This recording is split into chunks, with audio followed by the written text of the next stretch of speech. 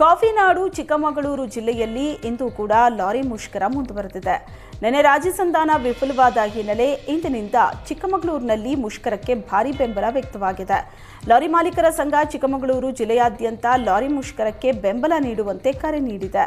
ಸುಮಾರು 2,500 ಲಾರಿಗಳು ರಸ್ತೆಗಿಳಿಯದೆ ಸ್ತಬ್ಧವಾಗಿ ನಿಂತಲೇ ನಿಂತಿದೆ. ವಕ್ಫ್ ತಿದ್ದುಪಡಿ ಮಸೂದೆ ವಿರೋಧಿಸಿ ಮಡಿಕೇರಿಯಲ್ಲಿ ಮುಸ್ಲಿಂ ಸಮುದಾಯ ಪ್ರತಿಭಟನೆ ನಡೆಸಿದೆ. ಸುನ್ನಿ ಸಮನ್ವಯ ಸಮಿತಿ ನೇತೃತ್ವದಲ್ಲಿ ಫೀಲ್ಡ್ ಮಾರ್ಷಲ್ ಕಾರ್ಯಪ್ಪ ವೃತ್ತದಿಂದ ಜಿಲ್ಲಾಧಿಕಾರಿ ಕಚೇರಿಗೆ ಪ್ರತಿಭಟನಾ ಮೆರವಣಿಗೆ ನಡೆಸಲಾಯಿತು. ಜಿಲ್ಲೆಯ ವಿವಿಧೆಡೆಯಿಂದ ಸಾವಿರಾರು ಮಂದಿ ಮುಸ್ಲಿಮರು ಆಗಮಿಸಿದರು. ಈ ವೇಳೆ ಕೇಂದ್ರ ಸರ್ಕಾರದ ವಿರುದ್ಧ ಘೋಷಣೆ ಕೂಗ್ತಾ ಆಕ್ರೋಶ ವ್ಯಕ್ತಪಡಿಸಿದರು. ಕೊಲ್ಲೂರು ಅಭಯಾರಣ್ಯ ವ್ಯಾಪ್ತಿಯ ಜಡ್ಕಲ್ ಗ್ರಾಮದ ಹೊಳ್ಮಕ್ಕಿ ಕಾನ್ಕಿ ಹಾಗೂ ಹರುಮನೆ ನಡುವೆ ಸಂಪರ್ಕ ಬೆಸೆಯೋ ಕಿಂಡಿ ಅಣೆಕಟ್ಟು ಕುಸಿದು ಬೀಳೋ ಸ್ಥಿತಿ ತಲುಪಿದೆ. ಇದರಿಂದ ಅರಣ್ಯದಂಚಿನ ಜನರು ಜೀವಭಯದಲ್ಲಿ ಕಾಲ ಕಳೆಯುವಂತಾಗಿದೆ. ಉಡುಪಿಯ ಹರುಮನೆ ಮತ್ತು ಹೊಳ್ಮಕ್ಕಿ ನಡುವೆ ಕಿರುಹೊಳೆಗೆ 20 ವರ್ಷದ ಹಿಂದೆ ಕಿಂಡಿ ಅಣೆಕಟ್ಟು ನಿರ್ಮಿಸಲಾಗಿತ್ತು.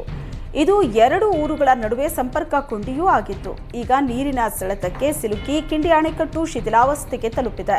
ಸೇತುವೆಯ 2 ಬದಿಯಲ್ಲಿ ಬೀಳೋ ಸ್ಥಿತಿಯಲ್ಲಿದೆ.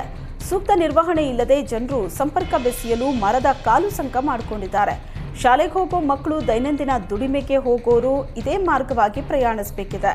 ಇತ್ತೀಚೆಗೆ ಬಾಲಕನೊಬ್ಬ ಮರದ ಕಾಲು ಸಂಕದಿಂದ ಜಾರಿ ನೀರಿಗೆ ಬಿದ್ದಾಗ ಸ್ಥಳೀಯರು ರಕ್ಷಿಸಿದ್ರು. ಪ್ರತಿ ವರ್ಷ ಅಡಿಕೆ ಮರ ಕಡಿದು ಸೇತುವೆಯ 2 ಬದಿ ಸಂಕ ನಿರ್ಮಿಸಿ ದಾಟುವ ದುಸ್ಥಿತಿ ನಿರ್ಮಾಣವಾಗಿದೆ.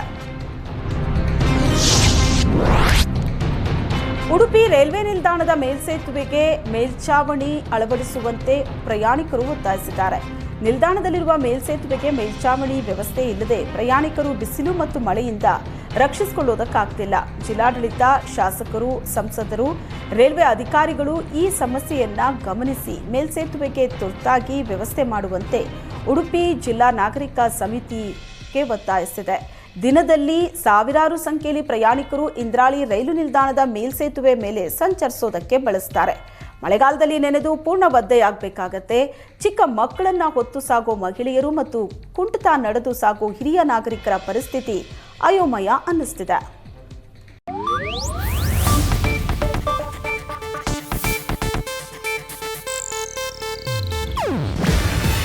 ಇದು ಏಷ್ಯಾನೆಟ್ ನ್ಯೂಸ್ ನೆಟ್ವರ್ಕ್ ಪ್ರಸ್ತುತಿ. ನೀವು ನೋಡ್ತಿದ್ದೀರಾ ಏಷ್ಯಾನೆಟ್ ಸುವರ್ಣ ನ್ಯೂಸ್.